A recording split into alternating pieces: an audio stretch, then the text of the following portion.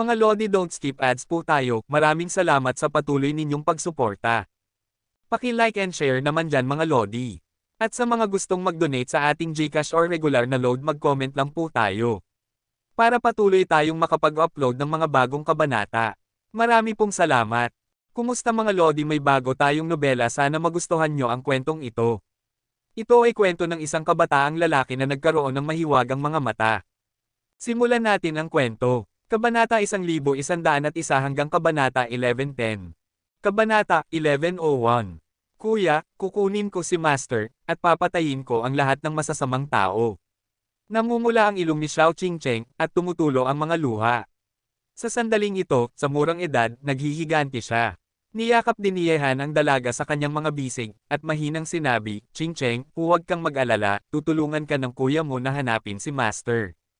Pagkaalis ng kuya mo, ikaw ang magiging responsable sa pagprotekta sa mga kapatid, naiintindihan mo ba? Tumango ng malakas si Xiao Qingcheng sa mga bisig ni Yehan. Nang makita ito, lumapit din sina Li Xinran, Yan Zihan at Nangong Zexen sa tabi ni Yehan.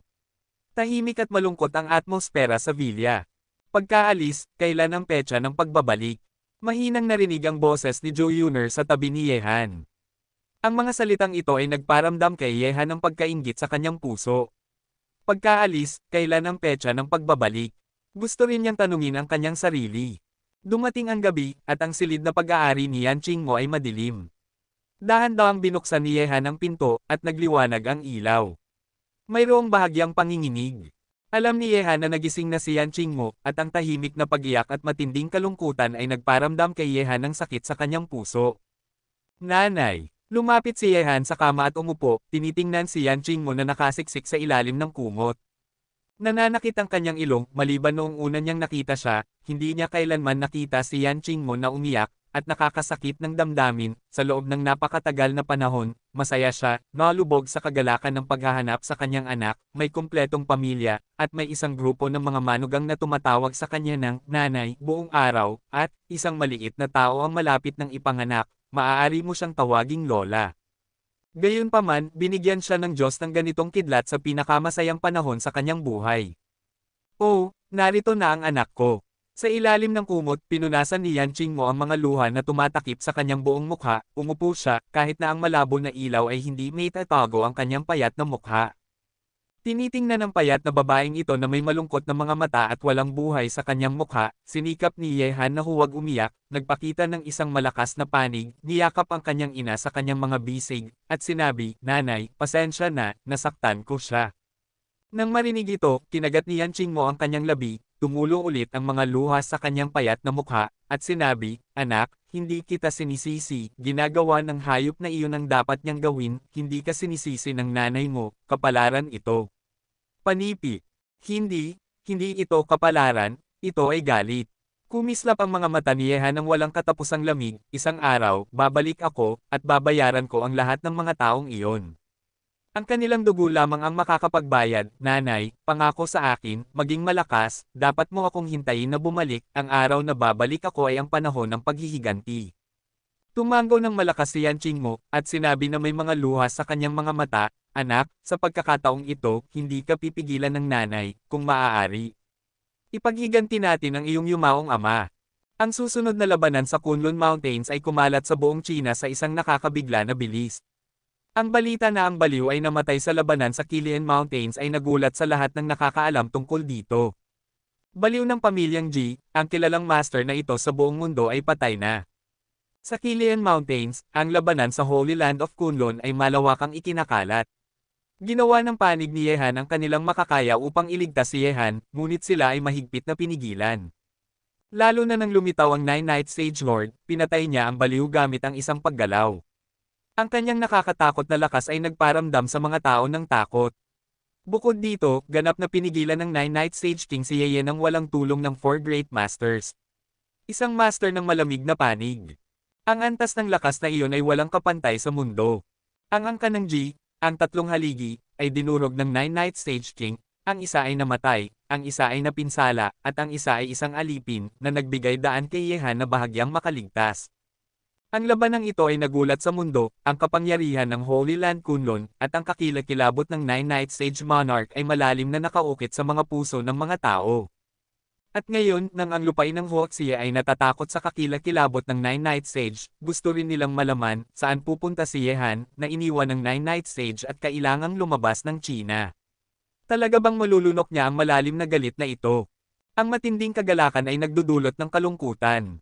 Hindi ko inaasahan na si Yehan ay maghahari sa ilalim ng mundo ng China ng higit sa 2 buwan, at ang sinaunang mundo ng martial arts ay hindi pa nanalo, ngunit ngayon ay mapipilitin siyang lumabas ng China, iwanan ang bansang kanyang pinaghirapan upang lupigin, at makasakit sa banal na lupain ng Kunlun ang mga kahihinatnan ay kakilakilabot.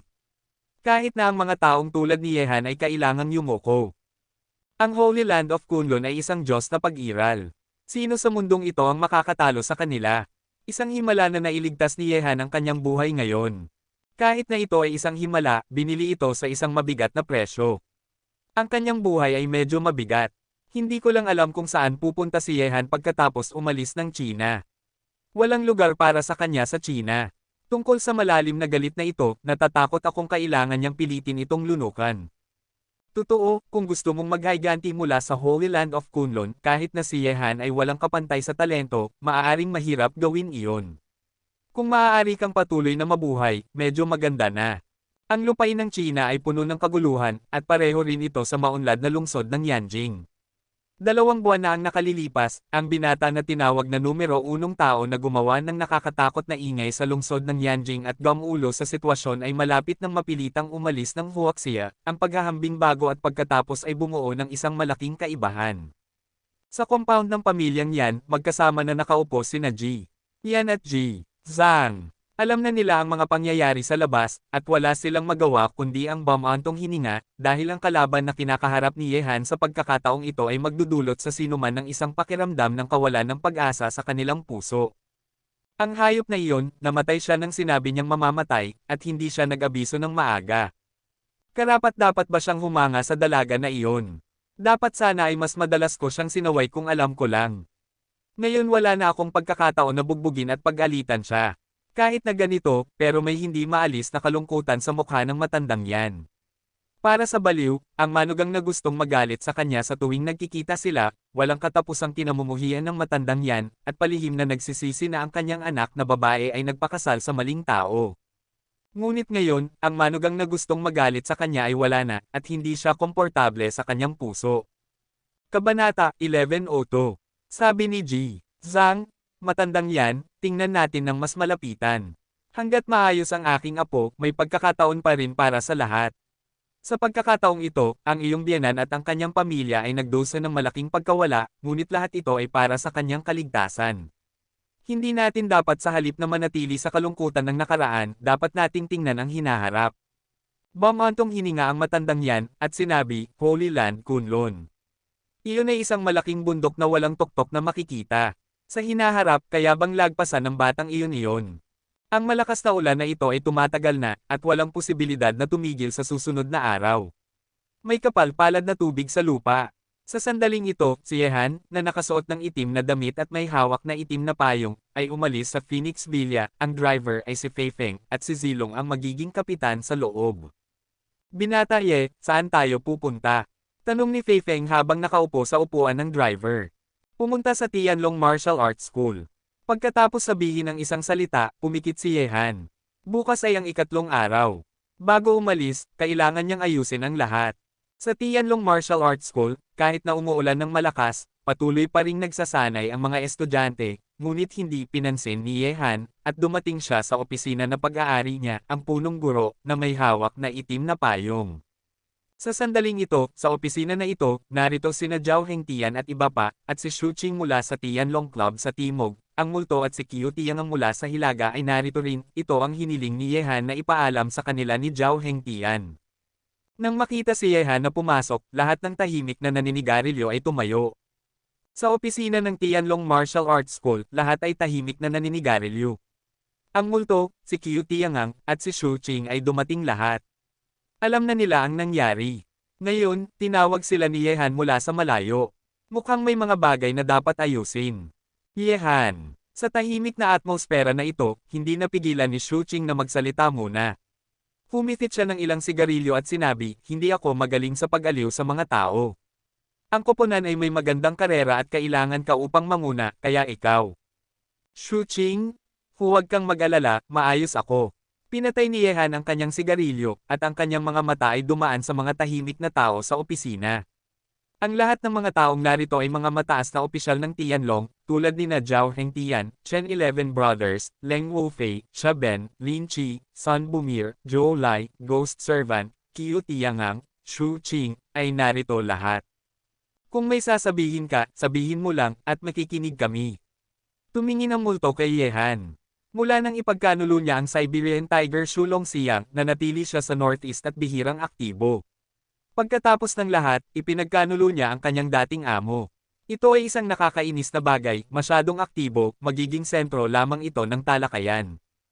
Tumayo si Yehan, lumapit sa bintana at tumingin sa malakas na ulan sa labas, at sinabi, ang balita sa aking panig ay kumalat sa buong China, at alam ng lahat na wala na ang lahat ng mga dakilang tao na dating nasa tabi ko. Bukod dito, siya ay pinigilan ng Holy Land of Kunlun na pilitang umalis ng bansa at hindi na pinapayagang pumasok sa China. Ang mga bagay na ito ay kumalat, nagtataka ako kung may maraming mga boses mula sa ibaba. Nang marinig ang mga salita ni Yehan, nanahimik ang multo at si Qiu Tiangang. Sa katunayan, pagkatapos na may ulat na namatay ang baliw sa labanan, at maging si Ji Yanhuang, ang patriarka ng angkan ng Ji, ay isang alipin ng Kunlun, si Yehan ay pinigilan ng banal na lupain ng Kunlun at napilitang umalis ng Huaxia, hindi na babalik. Ilang mga boses ang kumalat na mula sa ibaba, na nag-aakalang mahihirapan si Yehan na panatilihin ang ilalim ng mundo ng Huaxia. Pagkatapos ng lahat, ang kalaban ni Yehan sa pagkakataong ito ay ang Holy Land Kunlun, ang lugar na itinuturing na Diyos ng mundo. Mayroon bang pagkakataon para bumalik si Yehan? Kahit na si Qiu Tiangang at ang ilan sa mga tauhan ng multo ay nagsalita pa upang hayaan silang tumayo sa kanilang sarili, na nagdulot ng pagbagsak muli ng dating pinag-isang ilalim ng mundo ng China, at nahulog sa isang sitwasyon ng separatism. At pinatay si Qiu Tiangang. Para sa multo, kahit na kaya niyang ipagkanulo si Shu Longxiang, ang Siberian Tiger, ngunit si Yehan ay kanyang bayaw, kaya syempre hindi niya ipagkakanulo si Yehan. Dagdag pa rito, binigyan siya ni Yehan ng isang bagay na hindi kayang ibigay ni Shu Longxiang dati, kahit na ang dalawang katlo ng North China ay nasa ilalim ng kanyang pamamahala. Hindi kailanman nakialam si Yehan, ganap na ipinagkatiwala ang kapangyarihan. Ito ay isang uri ng tiwala. Kahit na hindi para sa ibang mga dahilan, para sa tiwalang ito, hindi ipagkakanulo ng multo si Yehan. Tungkol naman kay Qiu Tiangang, hindi rin niya ipagkakanulo si Yehan. Si Yehan ang nagbalik sa kanya sa buhay, na nagbigay daan sa kanya na maghayganti sa kanyang galit at maging ang bagong Northwest Tiger. Ang pinakamataas na kaluwalhatian ay isang bagay na hindi makamit ng alinman sa Northwest 5 Tigers noon. Para kay Yehan, bilang karagdagan sa pasasalamat, iginagalang din niya siya at hindi kailanman siya ipagkakanulo. Sa katunayan, hindi mo kailangang alagaan ang mga bagay na ito. Sabi ng multo, sa amin dito, walang sino man ang maaaring sumalungat sa tubig. Sino ang makakapagbaligtad sa mundo sa ilalim ng mundo ng Huaxie? Kung mayroong sino mang manggahas na tumayo kapag tayo ay mahirap tumayo at kumuha ng pagkain, papatayin ko siya ng multo na mas masahol pa kaysa kay Shu Longxiang noon. Mapipigilan natin ang mga boses na ito. Sabi ni Qiu Tiangang, ang susi ay nasa iyo. Kung hindi ka mahuhulog, sino ang mga ngahas na tumayo sa ilalim ng mundo ng China? Mukhang may ilang mga boses sa hilaga. Hindi ko alam kung may 15 lalawigan at isang ilog sa timog. Mayroon bang ambisyon ang mga pinuno na ito? Kumislap ang mga mata ni Sun Bumie ng lamig. Siya at si Zhou Lai ay nakatuon sa Tianlong Martial Arts School, hanggat hindi sila lumampas sa kontrol tulad ng mga bagay, karaniwang hindi nila pinapansin ang mga gawain ng ilalim ng mundo sa timog. Hindi pa rin nila alam ang anumang bagay tungkol sa kasalukuyang sitwasyon sa ilalim ng mundo sa timog. Hindi. Ayaw kong pigilan mo ang mga boses na ito. Hayaan mong umunlad ang mga bagay ayon sa gusto nila. Lumingon si Yehan at walang pakialam na sinabi, ako ay pabaya sa paggamit ng mga tao ng mamuno ako sa ilalim ng mundo ng China, ang mga maaaring gamitin, ang mga hindi maaaring gamitin, ay nakolekta lahat sa isang palayok. Sa pagkakataong ito, sa pamamagitan lamang ng insidenteng ito, hayaan ang mga tae ng daga na lumabas mula sa palayok sa kanilang sarili, at sa huli, gusto kong makita kung sino ang talagang tapat sa akin. At sino ang may ambisyon ng lobo? Nang marinig ito, bahagyang kumunat ang noo ng multo, at sinabi, kung hindi tayo lalabas upang pigilan ito, ang ilalim ng mundo ng Huaxia ay maaaring magkagulo, at ang sitwasyon kung saan ibinigay ng mga bayani ang lupain ay lilito muli. Ang pinag-isang ilalim ng mundo ay hindi na sa amin. Tama ang multo, sabi ni Qiu Tiangang, at, sa ganitong paraan, ang ating kita sa iba't ibang lalawigan, lungsod at industriya sa ilalim ng mundo ay babagsak. Ito ay isang nakakatakot na figure.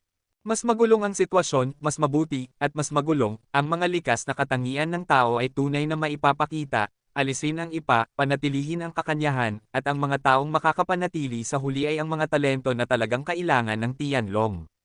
Sabi ni Yehan, para sa mga bagay sa labas ko, ang pinahahalagahan ko ay ang puso ng tao, at sa isang tunay na puso ng tao, ang Tianlong ay ang tunay na Tianlong, sa halip na magkaroon ng iba't ibang puso at nagkalat na buhangin. Gusto mo bang magkaroon ng malaking paglilinis? Tanong ng multo. Hindi sa tingin ko, ngunit gusto ng mga taong ito na gawin ko ito. Sabi ni Yehan, kaya, pagkatapos kong umalis ng Huaxia, hindi ka mag-aalala tungkol sa anumang bagay sa ilalim ng mundo, at sino mang gustong magkagulo, hayaan mo silang gawin iyon. Pagkatapos umalis, kailangan mo lang gawin ang isang bagay, hanapin ang mga cultivator sa Hilaga at ipadala sila sa Tianlong Martial Arts School para sa pagsasanay. Susunod, kailangan ko ng higit pang mga talento sa paligid ko para sa aking paggamit. Ang mga nagsasanay sa Tianlong Martial Arts School ang mga estudyante ng Yuan Realm, G. Son, hayaan mong palihim silang pumunta sa Tengchong Forest upang lumahok sa pagsubok ng buhay at kamatayan, tanging ang mga makakaligtas doon ang mga piling tao. Syempre, ang pag-input ng talento mula sa Tianlong Bodyguard Group ay hindi maaaring tumigil. Huwag kang mag-alala, kami ni Joulai ang bahala sa mga bagay na ito. Sabi ni Sun Bumi, ang mga estudyanteng makakapasok sa panloob na patio ay ang mga kailangan natin. Ang mga estudyante mula sa panlabas na patio ay sasali lahat sa Tianlong Bodyguard Group pagkatapos ng pagtatapos. Kaya, saan ang ating susunod na patutunguhan? Kabanata 1103. Hindi lamang ito pinag-aalala ni Zhao Hengtian, gusto ng lahat na malaman, ngayon na pinipilit ng Nine Nights Sage King si Yehan na umalis ng China, saan sila pupunta. Ang susunod na hintuan, ang Golden Triangle, ay magiging bagong larangan ng digmaan doon, at magsisimula ang isang bagong paglalakbay. Naisip na ni Yehan ang puntong ito, at ang Golden Triangle lamang ang lugar na kaya niyang puntahan, ngunit hindi ko alam kung kumusta si Kunsang sa Golden Triangle.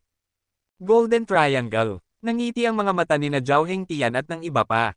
Ang lugar na iyon ay dating isang three-way zone, ngunit ngayon, ito ay talagang pribadong teritoryo ni Yehan, ngunit hindi niya ito inalagaan at ibinigay ito sa iba. Kuya Zhao, sa katunayan, hindi mo kailangang sumama sa akin. Sapat na sina Xiaben, Lin Chi, at ang mga kapatid ng Tianlong na sumunod sa akin. Sa pagkakataong ito ay aalis ako ng bansa, at natatakot ako na ang buhay na mamumuhay ko ay magiging mas mahirap kaysa dati.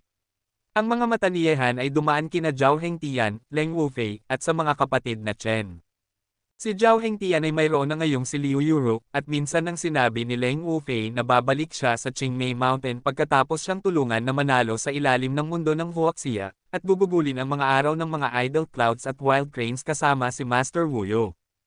Matanda na sina Chen Tiantian at Chen Tianxing, ang pamilya ni Chen Tianxing ay lumipat pabalik sa Taiyuan at may sariling pamilya. Sa katunayan, hindi na kailangan nilang iwanan ang kanilang tinubuang bayan at mamuhay ng isang buhay na nawawala ang kanilang kasintahan at pamilya. Dagdag pa rito, malayo ito, hindi alam ni Yehan kung kailan siya makakabalik sa China. Nang marinig ang mga salita ni Yehan, umiling si Zhao Hengtian at sinabi, sa Qilian Mountain, maaari naming pakinggan ka, ngunit ngayon, sa tingin mo ba ay iiwanan ka namin sa iyong pinakamahirap na oras? Ang bagong paglalakbay ng Tianlong, ano ang magagawa ko, Zhao Hengtian? Ayos lang na mas madalas na makita ang labas ng mundo. Sa buhay, huwag mag-iwan ng mga pagsisisi. Sabi ni Leng Wufei. Hehe, ngayon na ang pamilya Chen ay may isang matandang lalaki, wala nang dapat alalahanin ang aming dalawang matandang lalaki. Ang pag-alis ng bansa at paglabas para sa higit pang mga lakad ay isang uri din ng karanasan sa buhay. Mahinang ngumiti sina Chen Tianxing at Chen Tiantian, at agad, ang apat sa kanila ay nagkatinginan sa isang sulyap, lahat sila ay tumawa. Hindi nila ito magagawa upang iwanan si Yehan at iwanan siya sa oras na ito. Nakaranas na kami ng buhay at kamatayan ng magkasama, lahat ng uri ng pagsubok, at mayroon na kaming malalim na damdamin para sa Tianlong, sariling pakiramdam ng pag-aari. Sa Tianlong, sila ay mga kapatid at matatanda na nagbabahagi ng buhay at kamatayan. Bagamat ang ganitong uri ng relasyon ay walang dugo, mas mabuti pa ito kaysa sa mga kamag-anak. Bukod dito, iniwan ni Yehan ang kanyang tinubuang bayan at napilitang umalis ng bansa. Maaring isipin ng lahat ang paglalakbay ni Yehan. Ang susunod na paglalakbay na pag-aari ni Yehan ay magiging mas mapanganib. Noong nakaraan, may mga first class na master tulad ni na Madman, Xiao Qingshan, at Jian Huang, ang mga dayuhang puwersa ay hindi pa rin nangangahas na gumawa ng anumang bagay kay Yehan, ngunit sa pagkakataong ito, ang mga patron saint na ito sa paligid ni Yehan ay wala na, hahayaan ba ng mga taong ito ang patuloy na pag-iral ni Yehan? Nang makita ito, nakaramdam si Yehan ng kaunting emosyon sa kanyang puso. Wala siyang pagsisisi sa buhay na ito na makilala ang grupong ito ng mga taong handang itapon ang kanilang mga ulo at dugo kasama niya. Yehan, paano naman ako? Ano ang gagawin ko kung umalis kayong lahat? Nang makita na naayos na ni Yehan ang mga gawain ng ilalim ng mundo, tumayo si Shu Qing at nagtanong. Nang marinig ito, tinapik ni Yehan si Shu Qing sa balikat, at silang dalawa ay umupo ng magkasama, at sinabi, Shu Qing, tinawag kita rito, syempre hindi lang para makinig, ang Tianlong Club ay isang di-material na ari-arian, isang network, ang halaga nito ay hindi masukat. Kung ang mga taong sumali sa Tianlong Club ay gustong umalis pagkatapos kong umalis, hindi mo na kailangang hikayatin silang umalis. Hayaan mong umalis sila hanggat gusto nila. Ngayon ay kukuha tayo ng streamlined na ruta. Sa hinaharap, ang Tianlong Club ay maaaring luan, gusto kong ipagpatuloy mo ang pagpapalawak ng Tianlong Clubhouse pagkatapos mong maayos ang mga bagay na ito, pumunta sa ibang bansa, at kahit na magmadali sa labas ng Asya, nagtataka ako kung mayroon kang lakas ng loob. Nang marinig ang mga salita ni Yehan, parang isang mainit na dugo ang damaloy mula sa noo ni Shu Qing, bagamat napakalaki ng yugtong ito, kailangan kong subukan ito. Kung hindi ko ito magagawa, Yehan, maaari mong hayaan ang ibang mga tao na pumalit sa halip na ako. Naniniwala akong kaya mo ito. Tumayo si Yehan at sinabi. Sa pagkakataong ito ay napilitan akong umalis ng Huaxia at iwanan ang aking tinubuang bayan. Sa tingin ko ang mga lumang kalaban mula sa nakaraan ay tiyak na darating upang istorbohin ako. Hindi ako makaupo at bugbugin ako ng husto. Ito ang pinakamabuti ang epekto, gayunpaman, sa isang hindi pamilyar na larangan ng digmaan, tayo mga dayuhan ay parang mga mananakop, kahit na manalo tayo sa larangan ng digmaan, tiyak na hindi tayo tatanggapin, sa oras na ito, kailangan natin ng isang malakas na network upang protektahan tayo mula sa hangin at ulan. Naiintindihan ko. Tumango si Shu Qing, bagamat naglagay si Yehan ng maraming presyon sa kanya, ngunit para sa kapakanan ng kanyang kapatid, handa siyang pasanin ang pasanin na ito. Naniniwala sa kanya si Yehan, kaya hinayaan niya siyang gawin ito. Mga bagay, hindi niya maaaring pabayaan ang kanyang kapatid. Naayos na ang lahat, sumakay si Yehan sa sasakyan at hiniling kay Fei Feng na magmaneho papunta sa Fengwang Mountain Villa, at kumilos din sina Zhao Hengtian at ang iba pa, maliban kay Sun Bumi, Zhou Lai, Ghost Servant, at Qiu Tiangang, na patuloy na tahimik na umuunlad sa bansa bilang karagdagan, sina Zhao Hengtian at ang iba pa ay umalis ng Huaxia at dinala ang Tianlong na naghihintay sa timog kanlurang rehiyon. Sa sandaling umalis sila, ang kapangyarihan ng Huaxia Shalong ay hindi lilito sa entablado ng Huaxia sa loob ng maikling panahon. Binata Ye, babalik ka ba sa villa? Tanong ni Fei Feng habang nagmamaneho ng sasakyan. Pumunta tayo sa Tianlong Group. Sabi ni Yehan, at aalis na siya. Kailangan niyang puntahan si Yin Yaifei para hindi mag-alala ang babaeng iyon sa kanya. Sige, binata Ye. Tumango si Fei Feng, at nagpatuloy si Yehan, Fei Feng, pagkatapos kong umalis, dapat kang maging alerto sa kaligtasan ng villa. Nag-aalala ako na pagkatapos kong umalis, ang ilang mga taong may masasamang motibo ay magwawalang bahala. Bagamat may isang maliit na pervert, si Xiao Qingcheng, sa villa, siya ay isang maliit na babae pagkatapos ng lahat. Sina Fei Feng at ang iba pang mga general ng Purple Dragon na sumailalim sa mahigpit na pagsasanay ay maaaring maging maingat na parang karayom, at nagpasya rin si Yehan na ipaalam sa angkan ng Gu sa gitnang China. Hayaan din silang magpadala ng mga eksperto sa Phoenix Villa upang si Yehan ay makalabas ng bansa ng may katahimikan sa isip. Seryosong sinabi ni Fei Feng, huwag kang mag-alala, binata Ye, kahit na mawala ang aming mga buhay na kapatid na babae ng General Zilong, gagarantyahan namin ang kaligtasan ng villa. Tiyak na hihintayin namin ang pagbabalik ni Binata Ye bilang hari.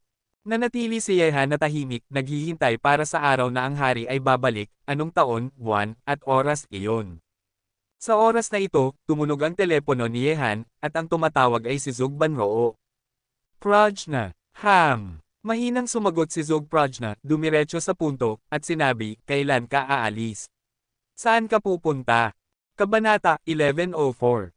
Huminga ng malalim si Yehan at sinabi, Panroo, ang lungsod ng Yanjing ay napakaganda, maganda ang tanawin, maunlad at kaakit-akit, maaari kang manatili doon ng maayos, kung makakita ka ng manugang na gusto mo, pakasalan mo siya, isang ang mga babae ay hindi kailangang mamuhay sa mga pakana at pakana, sila ay para pakasalan, at tungkol kay Suzaku Ling, magpapadala ako ng isang tao upang ihatid ito sa iyo ng personal, kaya hindi mo na kailangang panatilihin ang iyong orihinal na pangako.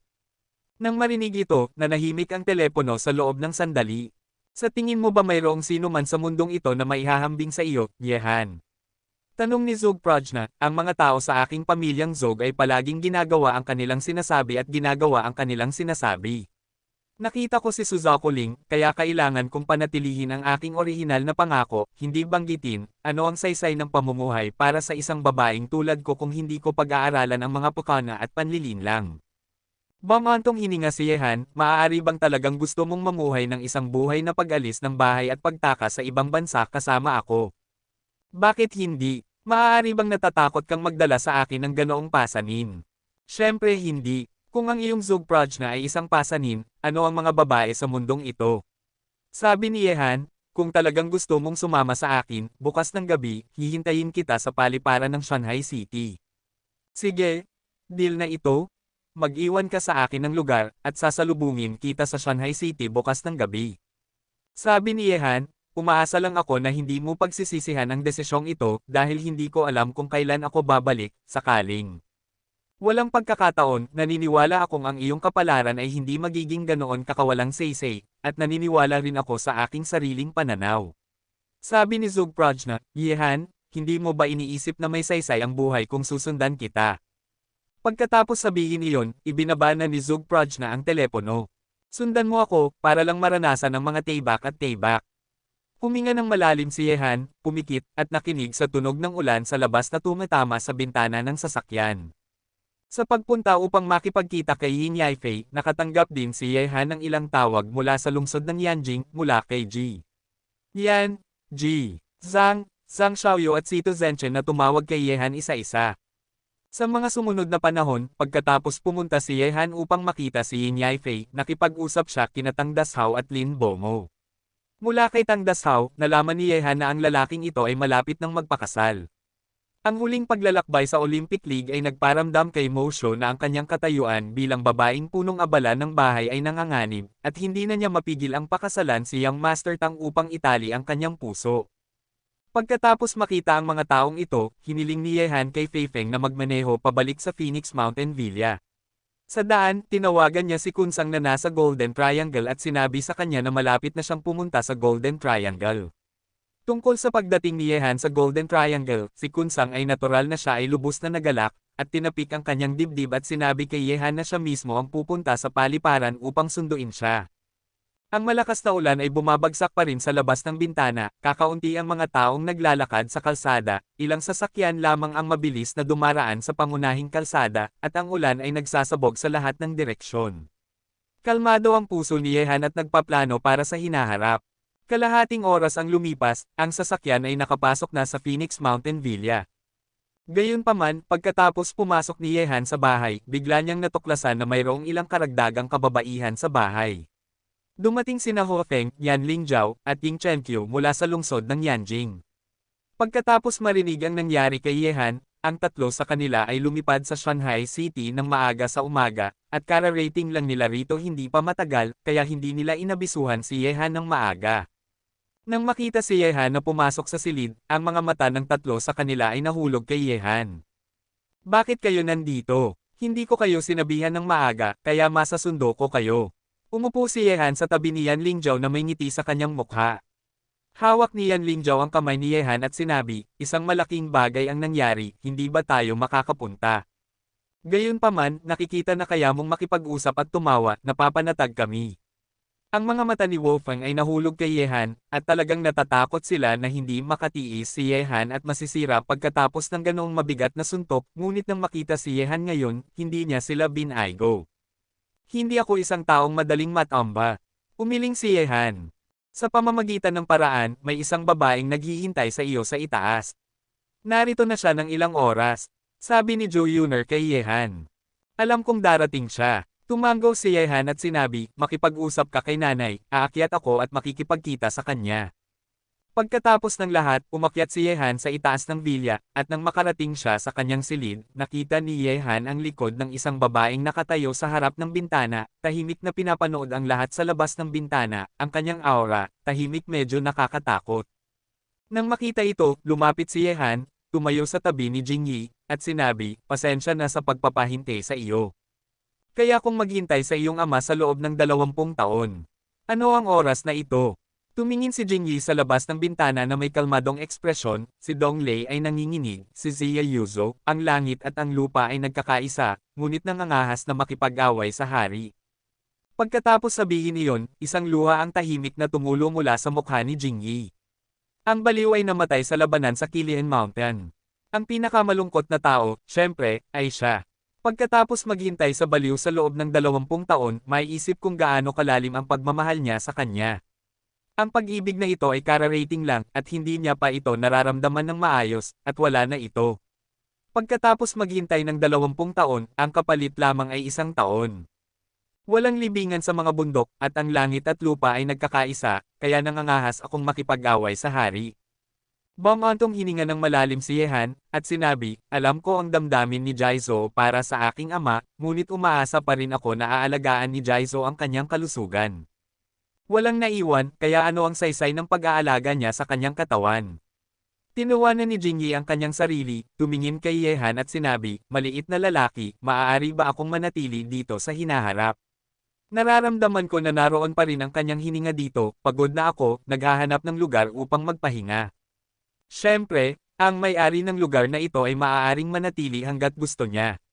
Sabi ni Yehan, gayon din, ang aking ina ay dapat magkaroon ng kasama, sa tingin ko ay hindi siya tutol. Kabanata 11:05. Salamat. Pagkatapos umalis ng Huaxia, mag-ingat sa labas. Hihintayin kita rito sa iyong pagbabalik at mapapanood kung ipadala mo ang lahat ng mga tao sa Kunlun Mountain sa impyerno. Ikaw lang ang makakagawa nito. Sabi pagkatapos matapos, dahan-dahang umalis si Jingyi sa silid ni Yehan. Bumantong hininga si Yehan, at umupo sa silid. Sa isang oras, ang banal na hayop na White Tiger ay lumitaw sa silid ni Yehan at tumayo sa harap ni Yehan. Pagkatapos kang obserbahan sa loob ng 2 araw, ang mga anak na iyon sa Kunlun Mountain ay hindi ka dinala. Napakarami, ayos lang, aalis na ako, manatili ka rito, darating din nila ako sa huli. Saan ka pupunta? Tanong ni Yehan. Hindi ko alam. Sabi ng banal na hayop na Baihu, ang aming banal na angkan ng hayop, sina Qinglong at Xuanwo ay napigilan ng Holy Land Kunlun, at natatakot akong darating na ang aking turno na maging Suzaku at Suzaku. Hindi alam ng Holy Land Kunlun na si Suzaku ay nakatira sa iyong katawan, sa makatuwid, huwag hayaang malaman ng mga tao ng Holy Land Kunlun ang tungkol dito, kung hindi, magkakaroon ka ng malaking problema. Tumango si Yehan, tumingin kay Baihu at sinabi, ikaw, babalik ka pa ba? Hindi ko alam, baka oo, baka hindi, depende kung ang Holy Land Kunlun ay laging mag-e-exist. Bata, huwag mong masyadong ituring ang Holy Land Kunlun bilang Diyos, sila rin ay tao, at ang aming 4 na banal na hayop ay sama-samang nagising sa panahong ito ay sakuna, ito rin ay muling pagsilang, ang susi ay nasa iyo. Nang marinig ito, kumislap ang mga mata ni Yehan ng lamig, at sinabi niya, hindi ko ituturing ang banal na lupain ng Kunlun bilang Diyos, at hindi rin sila karapat-dapat na tawaging Diyos. Sa aking buhay, kahit na sa aking buhay, ibababa ko sila mula sa altar. Pinakamabuti na ganoon ang iyong iniisip. Bagamat ang iyong kapalaran ay puno ng mga pagsubok at sakuna, ngunit ang tao ay mananaig. Tumigil ang banal na hayop na Baihu at sinabi, panahon na upang magpaalam sa iyo. Sa isang salita, ang kamatayan ay hindi kinakailangang mga hulugan na ang mga tao ay hindi maaaring muling mabuhay. Sa ibang mundo, napakaraming kakaibang bagay. Anumang bagay na imposible ay posible doon, at kailangan mo itong tuklasin mismo. Pagkatapos magsalita, ang figure ng banal na hayop na White Tiger ay nawala sa labas ng bintana, nilalabanan ang malakas na ulan, na nagiging isang maliit na puting tuldok at papalayo ng papalayo. Kapag namatay ang isang tao, hindi ito kinakailangang mga hulugan na hindi siya maaaring muling mabuhay. Tinitingnan ng direksyon kung saan unti-unting lumalayo ang banal na hayop na puting tigre, inulit ni Yehan ang mga salitang ito sa kanyang isipan, at ang kanyang mga mata ay unti-unting nagliyab ng nagninangas na apoy. Maaari bang ang mga salita ng banal na hayop na puting tigre ay nagsasabi sa kanya, "Baliw, may pagkakataon bang muling mabuhay?" Nang maisip ito, ang apoy sa mga mata ni Yehan ay naging mas masahol pa, at hindi na ito maaari pang maapula. Kung kaya niyang buhayin muli ang baliw, kahit na ito ay napakahirap, kailangan niyang subukan ito. Ang pamilyang ito, walang sino man, ay hindi maituturing na isang pamilya. Kumpletong tahanan. Ibang mundo. Mahigpit na kinuyam ni Yehan ang kanyang mga kamao, kailangan niyang sirain ang banal na lupain ng Kunlun, kung hindi, bakit pag-uusapan ang pagpunta sa ibang mundo. Namatay ang baliw sa labanan, si Ji Jiuken ay napinsala, si Jian Huang ay ginawang alipin, at maging ang tamad na matandang lalaki ay sumunod sa kanya sa Kunlun Mountain. Ngayon, ang banal na hayop na White Tiger ay umalis na rin. Ang mga patron saint na ito ay nawala mula sa kanyang tabi isa-isa, talagang siya lang ang makakaasa sa kanyang sarili. Oras, kapag kailangan ito ng mga tao, palaging mabilis itong lumilipas. Para kay Yehan, ang pakikipagsama sa kanyang pamilya ay parang susunod na gabi sa isang kisap mata. Lumubog ang gabi, at ang mga lungsod na pag-aari ng gabi ay napakasigla, ngunit ang Phoenix Mountain Villa ay napakatahimik, at ang tahimik na atmosfera ay binalot ang lugar. Alas 11 na ng gabi, at wala pang isang oras bago ang alas 12. Sa silid sa itaas, nilagpasan ni Yehan ang silid ni na Joe Yuner at ng iba pa isa-isa, nang hindi sila Jin-aisung mula sa kanilang pagtulog. Sa huli, napunta si Yehan sa silid ni Huang Nishiang. Gamit ang kanyang malaking tiyan, tahimik siyang nakahiga sa kama, pantay ang paghinga. May 3 araw na bago ang takdang petsa, at ang maliit na lalaki sa tiyan na ito ay malapit nang pumasok sa mundong ito. Alam ng Diyos kung gaano kahirap na gustong makita siya ni Yehan bago umalis, ngunit hindi magawa ni Yehan, maaari lamang niyang piliing umalis ng malupit ngayong gabi. Bata, pumunta ka sa mundong ito ng maayos, para hindi gaanong mahirapan ang iyong ina. Mahinang hinaplos ni Yehan ang mataas na arko ng tiyan ni Huang Nishiang, pagkatapos ay hinalikan siya sa pisngi, lumingon at umalis ng may determinasyon si Lid. Sa ibaba, sina Ji Diwo at Ji Pot Ian ay nakaupo na sa sasakyan at naghihintay sa kanya.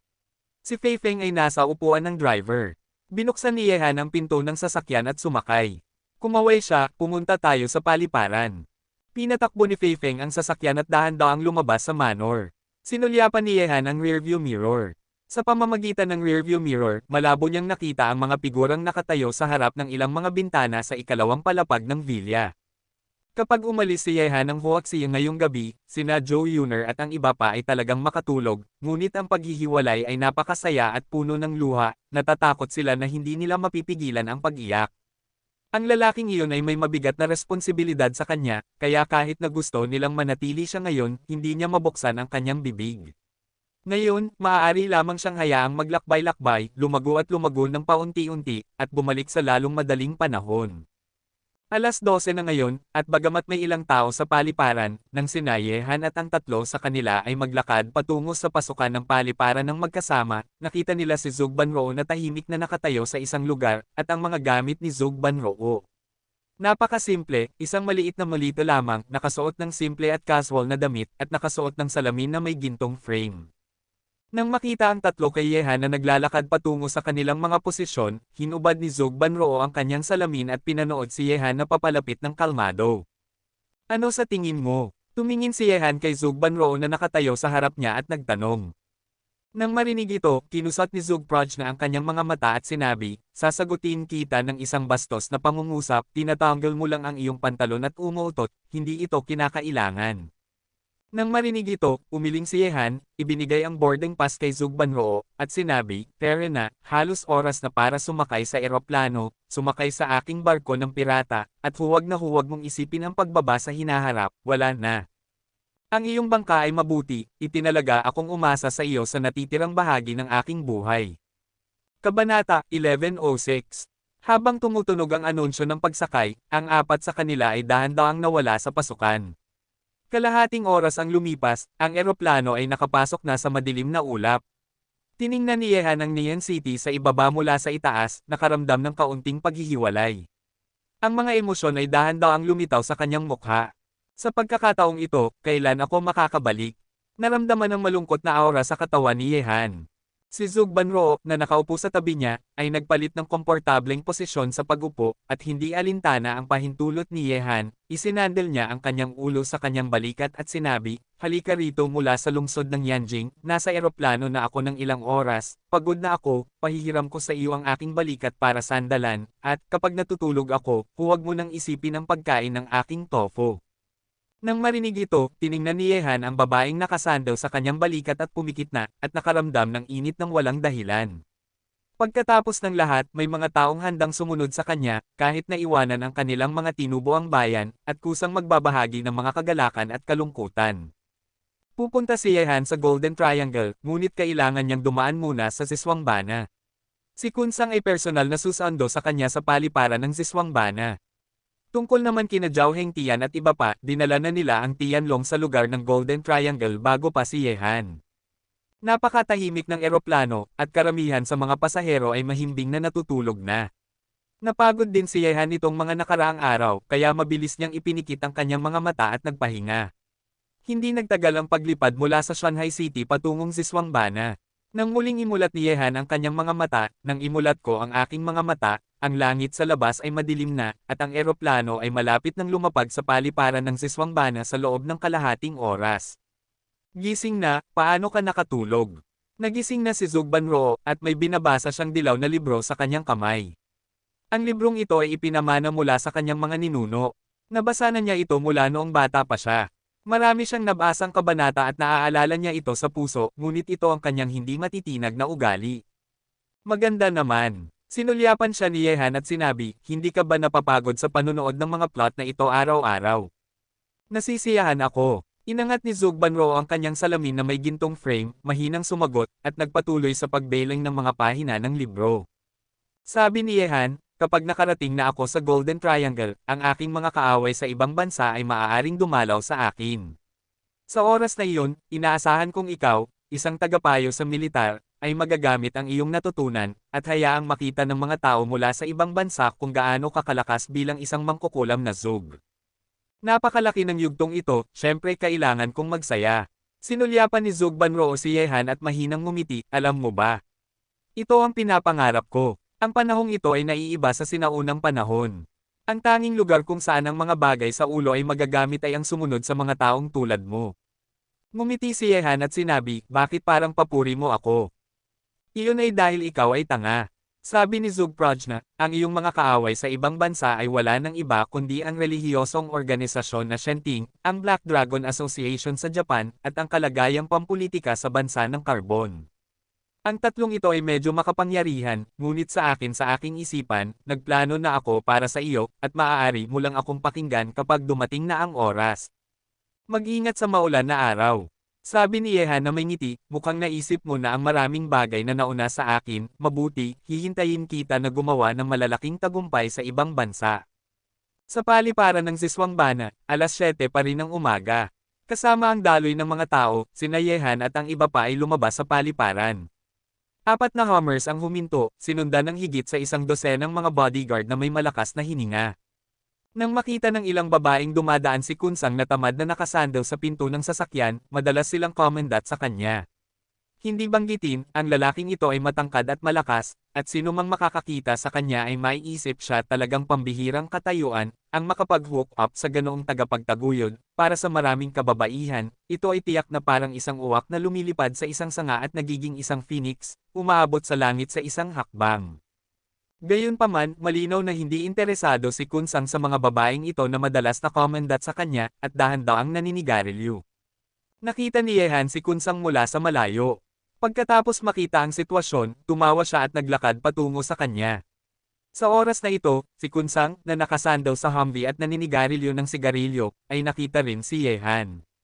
Naghihintay para sa isang tao, itinapon ng sigarilyo, direkta niyang binuksan ang kanyang mga kamay at naglakad patungo kay Yehan na may ngiti, "Hanzi, mabuting kapatid, sa wakas ay nagkita na tayo ulit."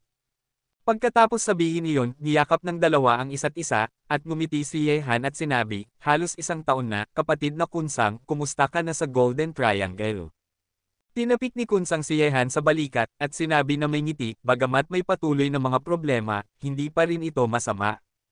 Ang Golden Triangle ay medyo naiiba, Hanzi, malalaman mo kapag pumunta ka upang makita siya, at ipinapangako kung hindi ka bibiguin. Panipi.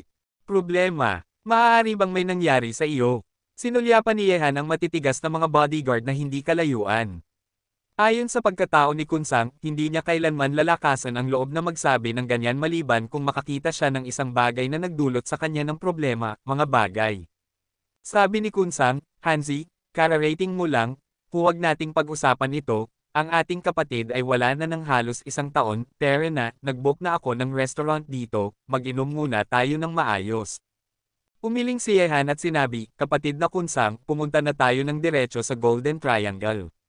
Sasamahan kita sa pag-inom ng anumang gusto mo doon. Nang marinig ito, nag-isip si Kunsang ng ilang sandali at sinabi, sige, pakikinggan kita. Agad, ang apat kay Yehan ay sumakay sa Humvee na minamaneho ni Kunsang, at ang iba pang mga bodyguard ay nakaupo sa tatlong iba pang Humvees. May kaunting distansya pa sa Golden Triangle, at mag-afternoon na kung gusto nilang makarating doon. Hanzi, sabihin mo sa akin ng tapat, may nangyari ba sa China sa pagkakataong ito? Tanong ni Kunsang kay Yehan habang nagmamaneho sa upuan ng driver. Nakita na ni Sang na hindi pangkaraniwan, ngunit hindi na siya nag-abala pang magtanong, gusto niyang sabihin sa kanya ni Yehan ng personal. Nang marinig ang mga salita ni Kunsang, sinabi ni Yehan, mahirap ipaliwanag sa isang salita. Siguro sa pagkakataong ito ay pupunta ako sa Golden Triangle at mananatili ako rito ng matagal. Kapatid na Kunsang, nagdudulot ako ng problema sa iyo. Sabi ni Kunsang, Hanzi, nasasaktan ka kung sasabihin mo iyan.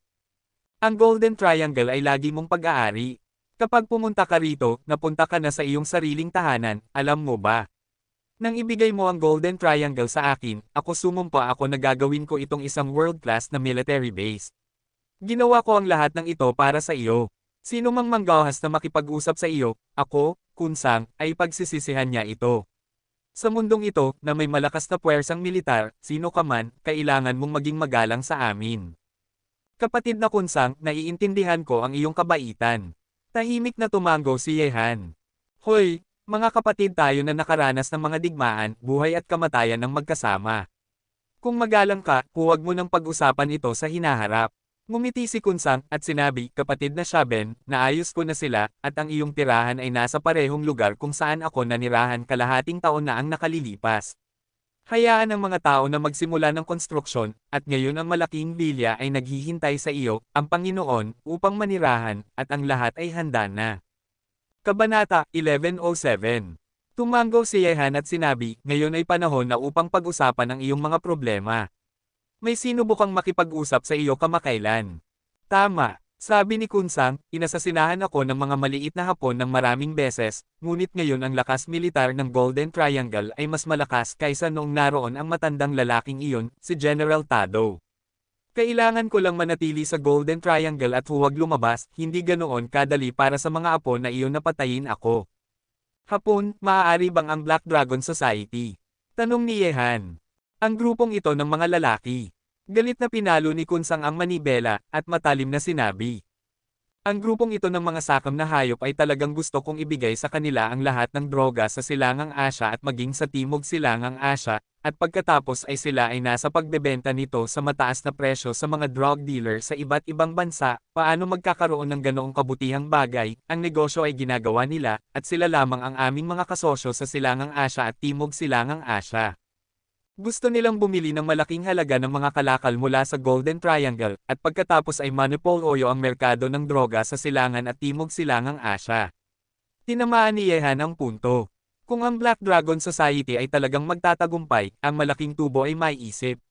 Sa higit sa 100 bansa, mas maraming adik sa droga kaysa sa mga drug dealer. Huwag kang mag-alala, hindi ko hahayaang magtagumpay ang mga taong ito.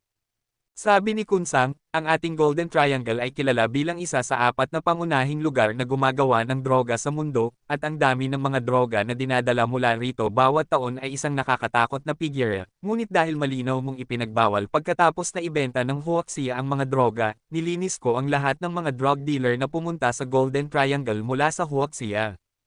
Ang mga droga dito ay para lamang sa ibang mga bansa. Anuman, ang mga malalaking bansang ito sa ibang bansa ay hindi ginamit ang mga bagay na ito upang saktan ang ating mga kababayan. Sa pagkakataong ito, hayaan nating saktan sila. Sabi ni Yehan, droga, ito ay isang malaking pinagmumula ng malaking tubo na sumasakop sa isang tiyak na posisyon sa pagbebenta sa mundo. Bagamat may mga organisasyon laban sa droga sa lahat ng bansa sa mundo, hindi sila kailanman mawawala. Kung hindi natin ito gagawin ito ng ibang tao, ngunit hindi ito ang paraan upang pumunta sa mahabang panahon. Sabi ni Kunsang, naisip ko na ito. Kinakailangan na magpalit ng karera dahil nakakasama ito sa paggawa ng negosyong ito. Ito ay dahil ang mga katutubo ng Golden Triangle ay sanay na sa ganitong paraan ng pamumuhay sa maraming henerasyon, at hindi ito mababago sa loob ng ilang sandali. Gusto kong gamitin pagkatapos na itago ng mga droga ang isang malaking halaga ng pera, formal nilang ginawang isang kaharian ng militar ang Golden Triangle. Marami tayong mga matigas na lalaki na hindi natatakot sa kamatayan, ngunit ngayon ay kulang tayo sa mga talento sa militar. Ang bagay na ito ay hindi maaaring madaliin sa ngayon. Nang marinig ito, tumango si Yehan at sinabi, napakagandang ideya nito. Ang paggawa sa Golden Triangle na isang kaharian ng militar ay hindi lamang magpapalakas sa ating sariling mga armadong puwersa, ngunit lubos ding mapapabuti ang per capita na antas ng pamumuhay doon. Kapatid na Kunsang, sinusuportahan kita. Sa mga tuntunin ng pagpaplano at mga tauhan ng militar, mag-iisip ako ng solusyon. Hoy, sa iyong suporta, magagawa ko ito ng may tapang. Tumawa si Kunsang. Ang ideya ni Kunsang ay napakaganda nga. Hindi ba ang dahilan kung bakit ang bansang Carbon ay isang superpower ay dahil mayroon silang malakas na kapangyarihang militar? Kung si Yehan ay mayroon ding malakas na puwersang militar sa Golden Triangle, ang mga politiko ng mga bansang ito ay maaaring kailangang tumingin sa kanyang mukha. Habang nakikipag-usap kay Kunsang bago niya pa man nalalaman, ang sasakyan ay umalis na sa teritoryo ng Ziswambana at pumasok sa malayong daan patungo sa Golden Triangle. May kaunting pag-unawa rin si Yehan sa kasalukuyang Golden Triangle. Pagkatapos ng lakas tao, materyal na mapagkukunan, at mga mapagkukunan ng ari-arian, sinimulan na ni Kunsang ang malawakang reforma at konstruksyon ng Golden Triangle. Ngayon sa Golden Triangle, makikita mo na ang ilang mga modernong pasilidad at gusali, at ang network ay ganap ding konektado. Sa mga tuntunin ng mga sandatang militar, ginagamit din ang mga pinaka-advanced na sandatang militar sa mundo. Upang linangin ang kakayahan sa pakikipaglaban ng mga sundalo sa ibaba, si Kunsang ay nasa sa maraming pera, ang ilang makapangyarihang mga tagapagsanay sa militar ay nahukay sa maraming bansa upang sanayin ang mga taong ito. Upang sabihin ng diretso, kung gusto mong sakupin ang Golden Triangle ngayon, maliban na lamang kung ang ilang mga pangunahing kapangyarihan ay lubos na gagamit ng mga armadong puwersa na hindi makatao, kung hindi, ang mga nangungunang espesyal na puwersa ng anumang bansa sa mundo ay hindi makakapasok dito. Ang lakas militar ng Golden Triangle ay tila unti-unting lumalaki. Tungkol dito, si Kunsang ay walang alinlangang isang natitirang talento na may mga kasanayan sa pamumuno sa militar. Kahit na wala si Yehan, maaari niyang patuloy na palagwin ang Golden Triangle. Sa pamamagitan ng paraan, Hanzi, napunta ka na sa Golden Triangle, ano ang iyong plano? Tingnan kong matutulungan kita, tanong ni Kunsang. Nang marinig ito, sinabi ni Yehan, ang plano, depende ito kung ang mga taong iyon sa plano ay ihahagis ang kanilang mga kutsilyo ng mangangaso sa akin, kapatid na Kunsang, ang iyong pangunahing layunin ngayon ay ang pamahalaan ng maayos ang Golden Triangle, at aalagaan ko ang iba pang mga bagay sa aking sarili. Panipi. Sabi ni Kunsang, mabuti, kung gayon, kung mayroon kang anumang kailangan mong sabihin. Tumango si Yehan. Nakamamatay. Sa sandaling ito, isang mabangis na liwanag ang kumislap sa mga mata ni Jeep at Ian na nakaupo sa likurang upuan. Ngayon, ang kanilang convoy ay nagmamaneho na sa ilang malayong kalsada at nagsimula ng pumasok sa teritoryo ng Golden Triangle. Ang siksik na kagubatan, ang nakamamatay na aura ay inilabas mula sa mga siksik na kagubatang ito. Nang marinig ito, kumunat ang noo ni Yehan. Iniisip niya ang Golden Triangle kanina, ngunit hindi niya ito napansin. Sa oras na ito, mayroong isang tunog ng pag-ihip mula sa siksik na kagubatan sa kanan, at isang bazooka na may malakas na daloy ng init ay inilunsad sa convoy ng mga bodyguard sa likuran, at mayroong isang malaking pagsabog, at ang dalawang Humvees ay pinaghiwalay gumising. Damn, mayroong talagang isang pananambang.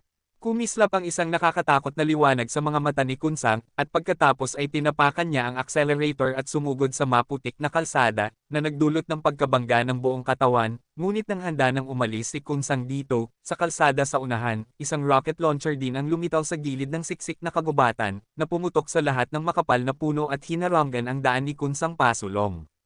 Sa likuran, ang bodyguard sa natitirang Humvee ay dali-daling tumalon palabas ng sasakyan at lumapit kay Kunsang. Nang makita ito, agad na pinahinto ni Kunsang ang sasakyan, hinugot ang scimitar sa tabi niya, at handa nang bumaba ng sasakyan, sinusubukan akong patayin ng mga hayop na ito habang nasa teritoryo ako ni Lao Su. Tingnan kong hindi ko sila pupunitin.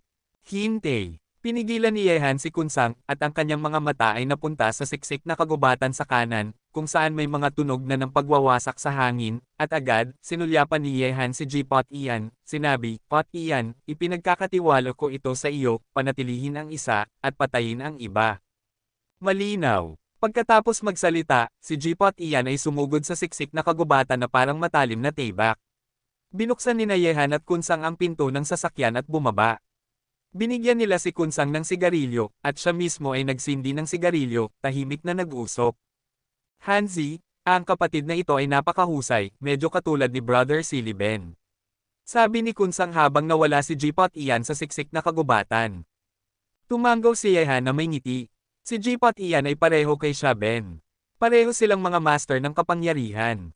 Ipinagtatanggol nila ang paggamit ng marahas na lakas upang labanan ang kaaway.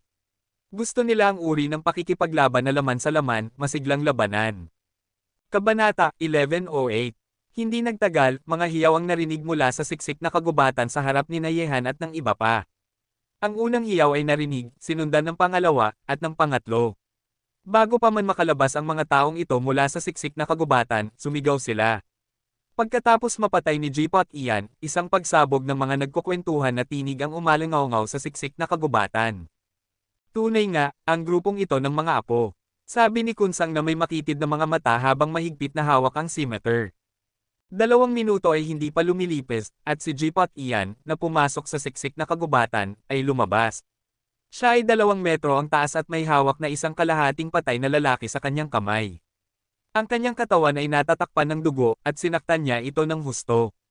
Magbihis, ngunit ang lakas ay para lamang sa tibay, kaya natural na hindi ito ang kalaban ng isang master na tulad ni G-Pot Ian. Ang grupo ng mga lalaki sa loob ay masyadong mahina, kaya ang lalaking ito ay dapat na bugbugin ng kaunti. Itinapon ni G-Pot Ian ang Jonan sa harap ni Yehan at ng iba pa, at sinabi na may itsura na hindi pa tapos ang iniisip. Ngumiti si Yehan at sinabi, huwag kang mag-alala, magkakaroon ng mga eksperto na makikipagkompetensya sa iyo sa hinaharap. Pagkatapos sabihin iyon, lumuhad si Yehan at tumingin sa duguan na Jonan, at sinabi, darating ba ang Black Dragon? Baga, kinamumuhian ng mga Chino, ang aking Black Dragon Society ay tiyak na hindi kahahayaan, at sa loob ng ilang araw ang mga masters ng aking Black Dragon Society ay papasok sa Golden Triangle, at mamamatay ang lahat ng mga Chino sa oras na iyon. Jonan ay tumitig kay Yehan ng napakamalungkot, kahit na sa yugtong ito, ang kanyang mga mata ay puno ng masamang hangarin. Nang marinig ito, ngumiti si Yehan at sinabi, sa tingin ko dapat mong isipin ang iyong sitwasyon ngayon, at pakinggan ang gusto mo, Black Dragon. Magkakaroon pa rin ng mga masters na darating sa Golden Triangle, kaya sino sila? Sabihin mo sa akin, at bibigyan kita ng sakit kung hindi. Habang nagsasalita, hinugot ni Kunsang ang kanyang scimitar at inilagay ito sa leeg ng ninja, ang malamig na talim ay pinutol ang kanyang balat. Gayunpaman, ang hindi inaasahan ni Yehan ay ang samurai spirit ng Jonan na ito ay medyo marangal, at pagkatapos ng isang pagtawa, direkta niyang pinatay ang kanyang sarili sa scimitar ni Kunsang. Nang makita ito, pinunasan ni Kunsang ang dugo sa scimitar sa kalaban, at sinabi, ang taong ito ay medyo matigas ang ulo, at mas gugustuhin pa niyang mamatay kaysa magsabi ng kahit ano. Tila ang Black Dragon Society ay unti-unting nawala ng pasensya sa akin. Kailangan nating simulan gamitin ang malalakas na paraan upang harapin ako. Hindi imposible. Sabi ni Yehan, ang ambisyon ng lobo ng lahing ito ay hindi kailanman dapat maliitin. Ang malaking tubo sa merkado ng droga sa Silangang Asya at Timog Silangang Asya ay napakalaki. Posible para sa Black Dragon Society na gumamit ng matitinding paraan upang harapin ka. Upang pilitin kang sumuko, posible rin na gusto nilang palitan ka sa Golden Triangle at kontrolin ang Golden Triangle sa kanilang sarili upang makakuha sila ng higit pang mga tubo. Gusto kong makita kung paano ako haharapin ng mga hayop na ito.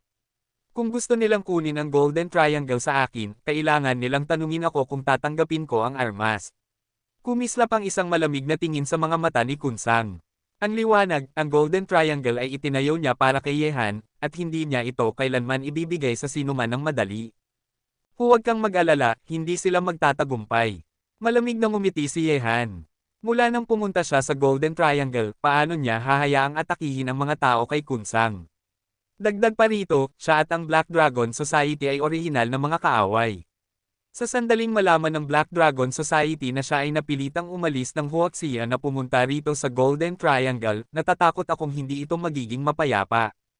Agad, ang convoy ay nagpatuloy sa pagmamaneho patungo sa Golden Triangle, ngunit dalawa na lamang sa 4 na Humvees ang natira. Mga 3:00 ng hapon, ang sasakyan ay pumasok na sa ilang bayan sa Golden Triangle. Sa paligid, mayroong isang malaking pagkakaiba sa pagitan ng mga bayang ito at sa mga nauna. Ang mga sirang bahay ay nabuwag at pinalitan ng ilang pulang brick at tile na pader. Ang ganitong uri ng konstruksyon ay tulad ng ilang mga nayon sa China. Bagamat hindi ito masyadong kahanga-hanga kumpara sa dati, ito ay walang alinlangan na isang langit at isang ilalim ng lupa. Sabi ni Kunsang, bagamat mahirap ang Golden Triangle, ang mga tao rito ay napakatotoo. Sino mang magbibigay sa kanila ng pagkain at magandang buhay, gagawin nila ito ng buong puso. Pagkatapos kong makuha ang teritoryo ng 4 na pangunahing warlord sa Golden Triangle, kinuha ko ito. Ang bilang ng mga sundalo sa ibaba ay umabot na sa 10,000. Bagamat maraming pera ang ginugol upang maitayo ang lugar na ito, sa mahabang panahon, sulit ang gastos. Sino mang manggahas na umatake rito ay katumbas ng pag-atake sa kanilang tahanan. Paano kaya ipinangako ng mga tao rito? Kapatid na Kunsang, sayang at hindi ka nakikibahagi sa politika. Ngumiti si Yehan at tumingin sa paligid. Maraming mga bata ang tumatakbo sa kalsada, at sa mga bukid sa kanayunan, mayroon ding mga bata at matatanda na nagtatanim ng mga halaman. Tinitingnan ng Poppy, nang tiningnan nila ang sasakyan na minamaneho ni Kunsang, ang kanilang mga mata ay nagpakita ng pasasalamat at paggalang. May isip na napanalunan ni Kunsang ang mga puso ng mga tao rito. Mas malakas. Hindi ito isang bagay na magagawa sa isang gabi upang baguhin ang sitwasyon ng pagtatanim ng poppy. Ngayon kailangan ni Kunsang na gumamit ng mga pondo upang palakasin ang mga armadong puwersa ng Golden Triangle, at walang dagdag na pondo upang bumuo ng iba pang mga produksyon. Bukod dito, ang produksyon ng mga opium poppy ay aalisin ng maaga, at ang kita ng per capita ng Golden Triangle ay babagsak ng malaki. Ito ay hindi ang gusto ni Kunsang na makita. Dagdag pa rito, ang orihinal na mga residente ng Golden Triangle ay hindi maaaring magtanim ng mga poppy, at unti-unti silang magbabago. Sa ganitong paraan lamang nila mapapanatili ang kasanayan na ipinamana mula sa henerasyon hanggang sa henerasyon at mabuhay, at pumasok sa isang bagong buhay. Di nagtagal, sa ilalim ng pagmamaneho ni Kunsang, ang Hummer ay nakapasok na sa paligid ng mansyon ni General Tado. Hindi kalayuan sa mansyon ni General Tado, mayroong isang sobrang marangyang villa. Ang villang ito ay mas malaki kaysa sa mansyon na iyon. Mas malaki ito, at hindi rin ito masama kumpara sa ilang mga marangyang villa sa Metropolis. Mayroong isang malaking military base sa pagitan ng villang ito at ng mansyon ni General Tadoo, kung saan nakapark ang lahat ng uri ng mga sandatang militar. Siyempre, si Kunsang ay may higit sa isang military base sa Golden Triangle. Mayroong 4 na military base sa kabuuan. Nakakalat sa ilang mahahalagang bahagi ng military triangle, ang mga military base na ito ay maaari ding tumugon sa isa't isa kung sakaling may hindi inaasahang sitwasyon na bumubuo ng isang epektibong depensa at pag-atake. Siyempre, ito rin ay upang maiwasan ang pagkuha ng iba, at ang 4 na military base na ito lamang ang makapag-accommodate sa 10,000 tropa sa ilalim niya. Dahan-dahang pumasok ang sasakyan sa Marangyang Villa, napapalibutan ng mga sundalong Golden Triangle na may mabibigat na armas na nagbabantay araw at gabi. Nakikita si Kunsang na nagmamaneho ng sasakyan papasok sa villa. Ang mga sundalong ito ay lahat ay nagbigay ng saludo, ang kanilang mga galaw ay pare-pareho, ang kanilang mga ekspresyon ay seryoso, hayaan ng mga tao na malaman sa isang sulyap na sila ay hindi ordinaryong armas. Pagkatapos bumaba ni Yehan at ng iba pa sa sasakyan, sinalubong sila ni Zhao Hengtian at ng iba pa sa villa, habang ang iba ay pansamantalang inilagay sa kampo. Kapatid na Zhao, kumusta ka na? Nasiyahan ka ba sa lugar na ito? Lumapit si Yehan na may ngiti. Hoy, sa labas ng China, mataas ang langit at malayo ang emperador. Dito ay magagawa natin ang gusto natin ng hindi pinipigilan ng iba. Ang bagong panimulang punto na ito ay isang magandang mainam na lugar. Sabi ni Zhao Hengtian na may ngiti, dito iba sa Huaxia, maraming aspeto ang kailangang pag-isipan sa Huaxia. Ngunit dito, sila ang gumagawa ng mga patakaran, at maaari nilang palayain ang kanilang mga kamay at paa upang gumawa ng isang malaking trabaho. Sabi ni Yehan, sa ibang bansa, ito ang magiging punong tanggapan ng Tianlong. Manatili muna tayo rito at tingnan kung ano ang nangyayari. Hindi ako magtatagal, at ang ilang mga tao ay hindi mapipigilan na gustong hawakan ako. Sa katunayan, totoo rin ito. Napilitang umalis si Yehan ng Huaxia, at alam ito ng lahat sa China. Ang ilan sa mga lumang kalaban ni Yehan sa mundo ay natural na magbibigay pansin sa kanyang mga galaw. Ngayon, wala na ang lahat ng mga eksperto sa paligid ni Yehan. Magiging mas madali para sa kanila na harapin si Yehan. Pagkatapos ng lahat, ang mga gustong alisin si Yehan ay halos nagdusa ng malaking pagkawala sa mga kamay ni Yehan. Ngayon, ang balita na si Yehan ay umalis ng Huaxia para sa Golden Triangle ay kumakalat na parang apoy. Para sa maraming taong gustong makipag-usap sa kanya, ito ay isang pagkakataon, isang magandang pagkakataon upang maalis si Yehan. Maliban sa grupo sa ibaba, walang nangungunang eksperto na makakatulong sa kanya. Japan, Tokyo, ay ang kabisera ng Japan, at ito rin ang pinakamalaking lungsod sa Asya. Isa sa mga pinakamalaking sentro ng ekonomiya sa mundo, isang sikat na lungsod ng turista sa mundo, at ang punong tanggapan ng pandaigdigang organisasyon ng gang na Black Dragon Club ay narito rin. Ang sampay na kabataang lalaki ng Huaxia ay paulit-ulit na sinira ang magagandang bagay ng aking dakilang imperyo ng Hapon. Hindi ko inaasahan na siya ay narito ngayon. Hindi siya kinaya ng Huaxia, kaya tumakbo siya sa Golden Triangle at gustong mangibabaw doon. Sa tingin ko ay nananaginip siya. Sa loob ng kahoy na bahay, dalawang matatandang lalaki na nakasuot ng kimono ay nakaluhod sa futon, at sinabi ng isa sa mga matatandang lalaki na may malungkot na ekspresyon, nangyayari lang na si Vice President Jingmo ay malapit ng pumunta sa Golden Triangle upang linisin ang sampay na drug lord na iyon. Hayaan mong matanggal si Yehan, at walang magiging mga problema sa hinaharap. Kabanata 1109. Nang marinig ito, isa sa mga matatandang lalaki na nakasuot ng tuwid na chino na damit ay humigop ng tsaa at sinabi, Yamaguchi-kun, hindi mo dapat maliitin ang kabataang lalaking iyon. Upang harapin siya, si Iki-kun lamang ay hindi sapat. Upang matiyak, maaari kang makipag-ugnayan sa Iga faction. Master, hayaan silang pumunta sa Golden Triangle kasama si Jingmo-kun. Hoy, Presidente, aayusin ko ito. Magalang na sabi ni Yamaguchi-kun. Kasabay nito, nalaman din ng papa na nasa korte na pumunta si Yehan sa Golden Triangle. Sampay ng Oriental, ang Diyos ang gustong mamatay ka. Nakakaawa na ang baliw ay patay na. Kung hindi, papatayin ko siya gamit ang aking sariling mga kamay. Shanting, na pag-aari ng mataas na posisyon ng papa, ay mukhang ang papa na may hawak na tungkod. Bingon, para sa ama at anak na sina Baliw at Yehan, ninanais niyang kainin ang kanilang laman at lunukan ang kanilang dugo upang mapawi ang galit sa kanyang puso. Aking mahal na papa, si Yeeshi ay handang pumunta sa Golden Triangle upang dalhin ang Oriental na lalaking iyon pabalik gamit ang kanyang sariling mga kamay para sa iyong pagtatapon. Sa ibaba, ang dakilang banal na anak na si Yeeshi ay magalang na nagsabi.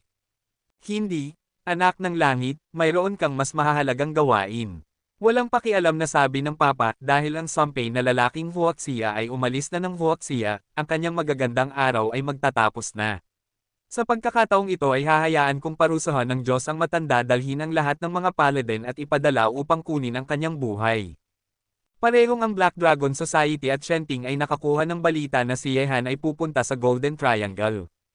Bilang isang malaking bansa na may kamanghamanghang kakayahan sa katalinuhan, imposibleng hindi ito malaman ng bansa ng May.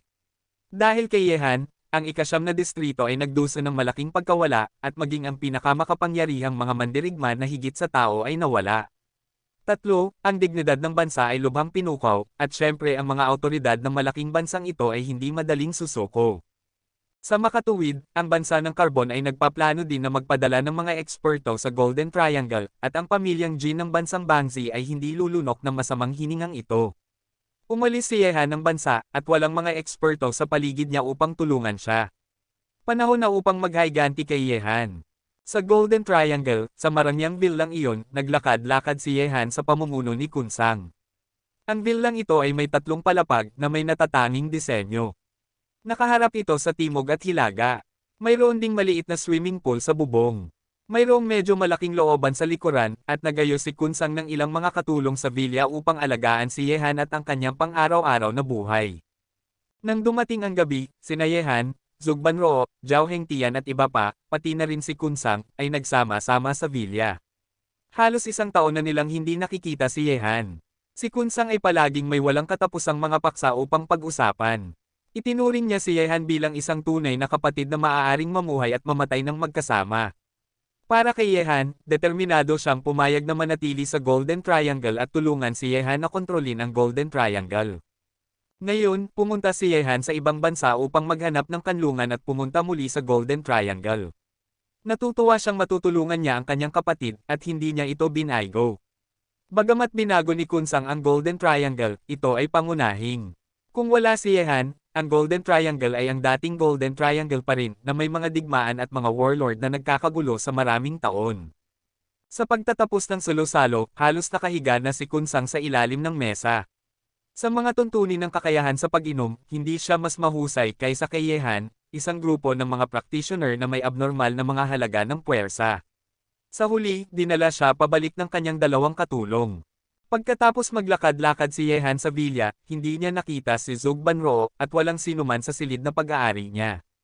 Ang babaeng ito ay umalis kasama si Ji-Diwo habang sina Yehan at ang iba pa ay umiinom pa rin, at sa wakas ay naglakad-lakad. Ang dalawa sa kanila ay nakita lamang sa swimming pool sa bubong. Sa hating gabi, ang dalawang babae ay lumangoy sa bubong ng gusaling ito, ngunit naglakbay sila mula sa Huaxia patungo sa Golden Triangle, at hindi pa sila nakakapaglinis ng maayos. Bilang mga babae, palagi silang mas malinis kaysa sa mga lalaki. Mahirap para sa kanila na maglakbay patungo sa Golden Triangle. Ngunit sa oras na ito, ang dalawa ay umakyat na mula sa swimming pool, nakasuot ng puting bathrobe, nakaupo sa tabi ng isang leisure table na pinapanood ang gabi, nagkukwentuhan, at mayroong isang laptop sa leisure table. Makita dito, palihim na sinabi ni Yehan, dumating ng huli, si Zugbanroo, ang babaeng ito ay may napakahusay na figure, na may magagandang umbok, ngunit hindi pa nagkaroon ng pagkakataon si Yehan na tingnan. Ano ang pinag-uusapan ninyo? Lumapit si Yehan at umupo sa tabi ng dalawa. Gusto mo ring malaman ang tungkol sa amin ng mga babae. Sinulyapan ni Zugbanroo si Yehan, at pagkatapos ng pagngiti kay Ji-Diwo, nagpatuloy siyang tumingin sa isang piraso ng impormasyon sa notebook. Nang makita ito, umiling si Yehan at sinabi, sa pamamagitan ng paraan, ang madilim na bulwagan ay ibinigay na sa iyo ngayon, mayroon bang balita mula sa ibaba? Wala pang konkretong balita. Sabi ni Zugbanroo, ang pagtatatag ng mga madilim na bulwagan ay masyadong maikli. Bagamat unti-unti na silang kumalat sa buong Asya, magtatagal bago pa nila maasa ang kanilang mga kasanayan.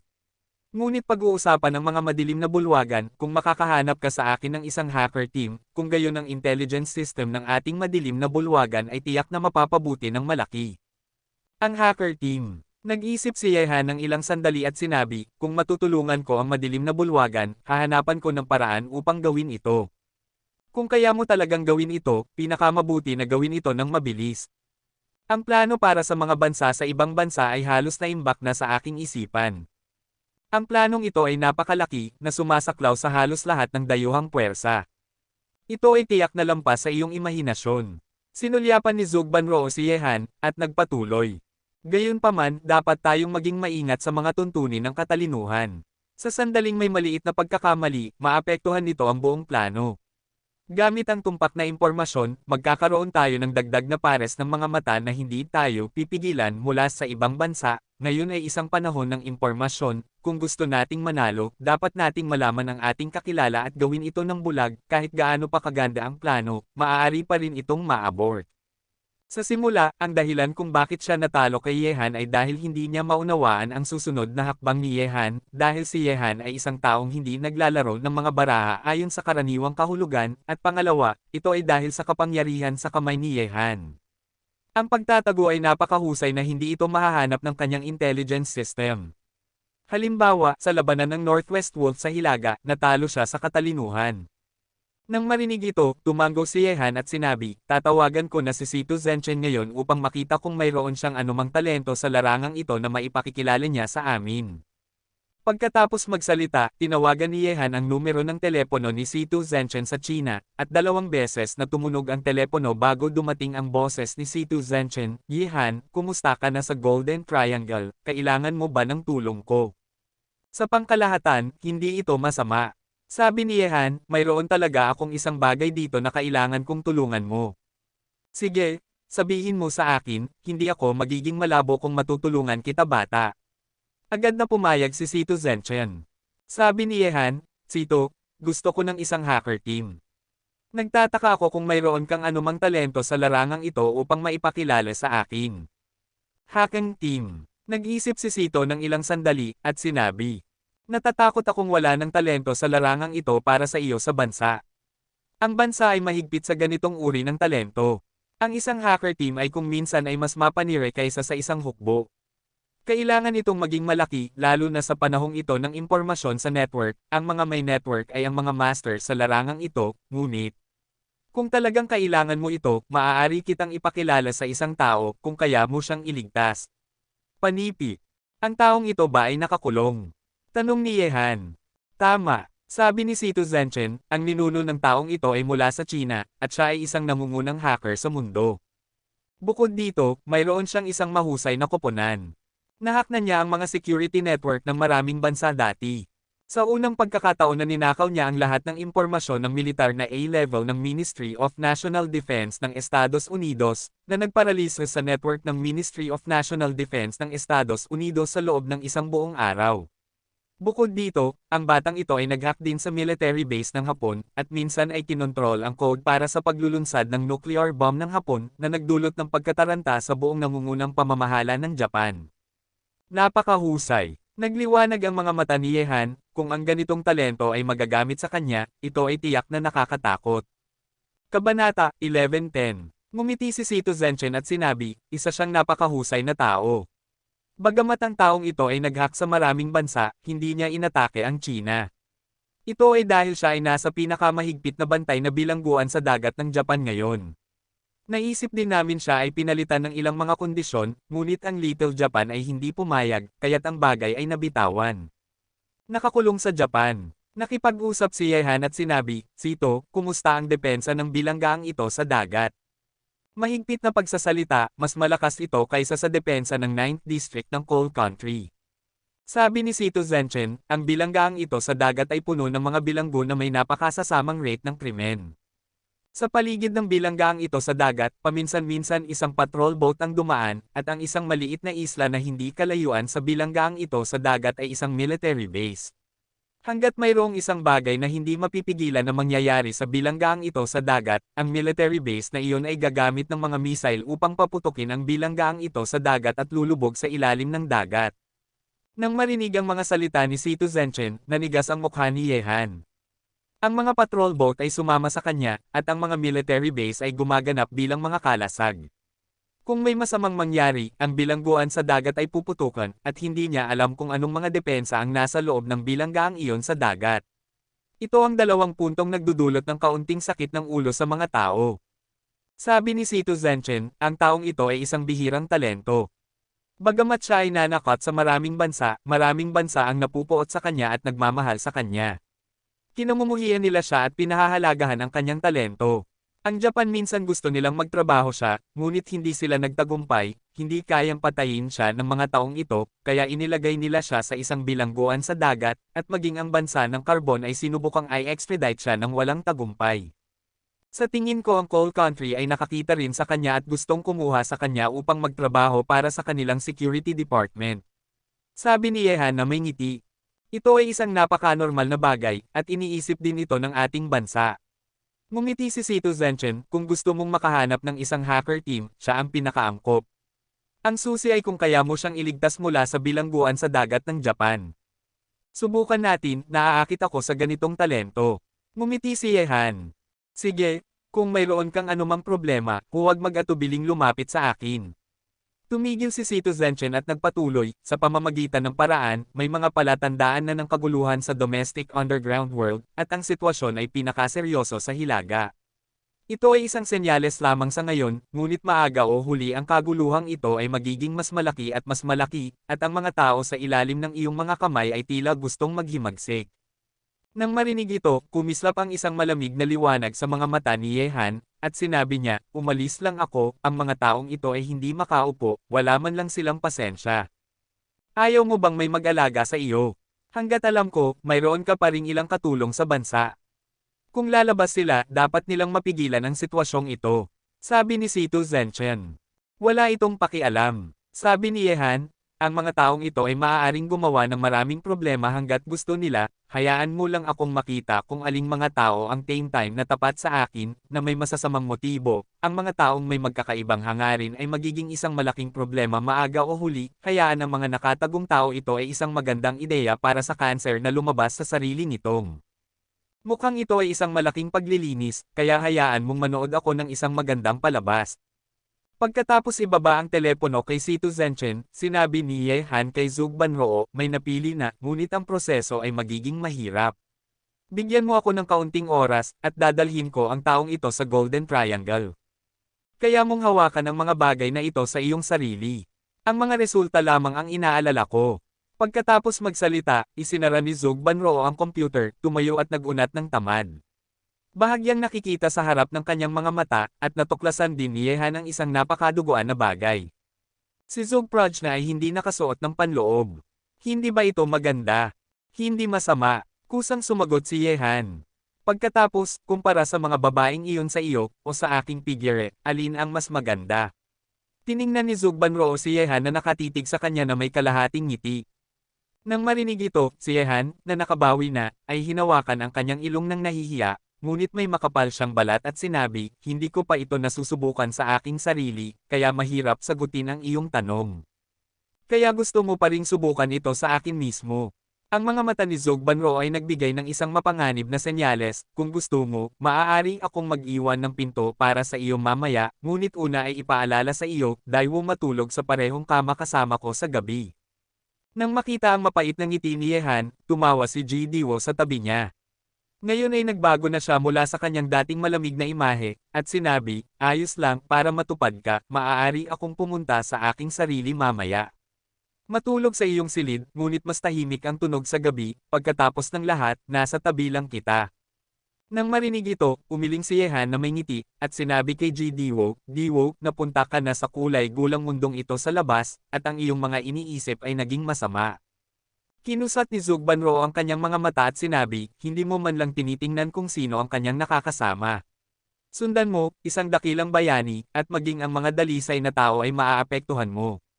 Sinulyapan ni Yehan si Zug Banroo, bakit parang sinasaktan mo ako sa iyong mga salita? Kasabay nito, North China. Magkasama na nakaupo sina Multo at Qiu Tiangang. Upang makahanap ng isang cultivator para sa Tianlong, ang dalawa sa kanila ay naglakad na ng magkasama. Tungkol sa mga sumusunod na bagay, hindi nila tinanong. Ang mga taong makakapanghawakan sa kanilang mga puso ay mananatili kahit gaano pa kagulo ang sitwasyon.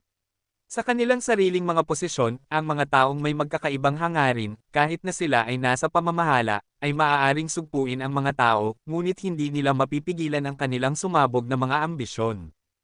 Kapatid na Multo, ang mga tao sa ilalim ko ay nagsisimula ng gumalaw.